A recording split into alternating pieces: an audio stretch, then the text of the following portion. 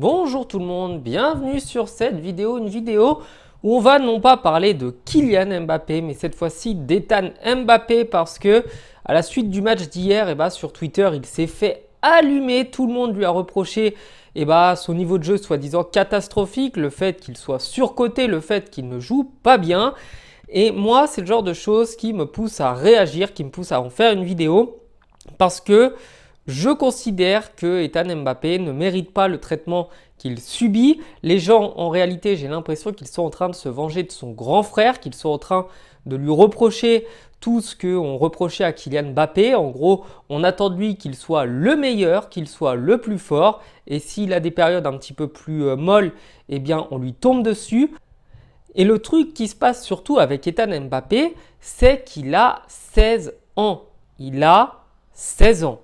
C'est un jeune joueur qui vient de sortir du centre de formation. C'est un jeune joueur qui vient d'arriver tout juste en équipe première pour pouvoir commencer à s'entraîner. C'est un jeune joueur qui ne s'est jamais confronté au plus haut niveau. Le meilleur niveau qu'il ait pu affronter, c'est la Youth League et il a été pas trop mauvais. Donc c'est la Ligue des Champions pour les jeunes. Et en soi, Ethan Mbappé n'a fait aucun match de Ligue 1, aucun match de Coupe de France, aucun match officiel avec l'équipe première du PSG. Donc forcément, c'est quelque chose qu'il vient de découvrir. On ne peut pas demander à un joueur qui a 2 matchs professionnels de performer de la même manière qu'un mec qui en aurait fait 100, 200, 300. C'est exactement la même chose qui s'est passé avec Bichabou, à qui on a reproché, c'est vrai, d'être très mauvais. Et ça, pour le coup, c'est vrai qu'il était très faible. Il avait genre 7, 8 matchs au plus haut niveau le jour où on l'a foutu contre le Bayern de Munich.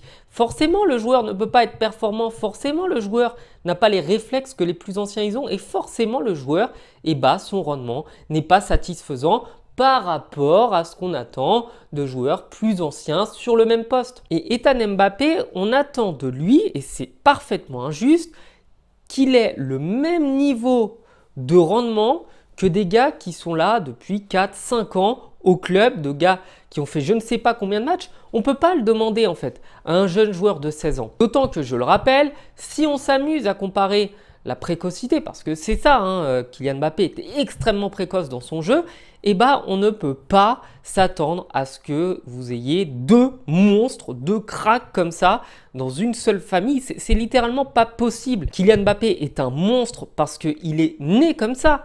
À 15-16 ans, il avait déjà des performances bien au-delà de ce qu'on attendait de joueurs de 23, 24, 25 ans dans la force de l'âge. Mais si Kylian Mbappé était exceptionnel, c'est bien que, comme on le dit, une exception ne doit pas être une règle. Ce n'est pas parce que Ethan Mbappé est de la famille Mbappé que forcément il va être un crack au même titre que son grand frère à ce niveau-là. Ce n'est pas possible. Kylian Mbappé à 16 ans était certes extrêmement doué, extrêmement talentueux, mais Kylian Mbappé était attaquant en plus. Attaquant qui prenait la profondeur, et pour un joueur de profondeur, ce qui compte c'est d'être assez technique et d'être très rapide. Donc Kylian Mbappé, dans ce registre-là, il avait tout ce qu'on lui demandait. En gros, bref, il courait vite et il driblait. Mais là, Ethan Mbappé, en plus de ça, joue au milieu de terrain. Et le milieu de terrain, je vous le rappelle, il n'y a pas besoin d'avoir des conditions athlétiques monstrueuses pour être performant.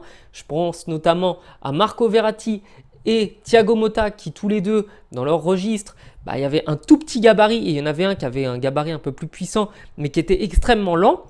Mais ce qu'on attend d'un milieu de terrain, c'est pas qu'il soit rapide ou qu'il dribble bien. On attend d'un milieu de terrain qu'il ait une énorme intelligence de jeu, qu'il soit très rapide dans ses déplacements et qu'il anticipe énormément. Sauf que ces qualités-là, vous ne pouvez pas les avoir comme ça. Vous ne pouvez pas les avoir en claquant du doigt. Ça ne va pas vous tomber dessus comme par miracle, comme par enchantement.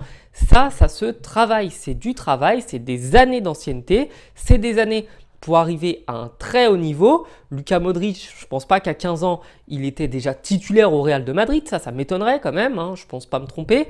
Mais tous ces joueurs-là, il aura fallu du temps. Donc Ethan Mbappé, c'est la même chose. Il faut lui laisser du temps. Il faut lui laisser du temps de jeu. Il faut enfin lui faire confiance parce que Galtier avait beaucoup de mal à faire confiance à ces jeunes.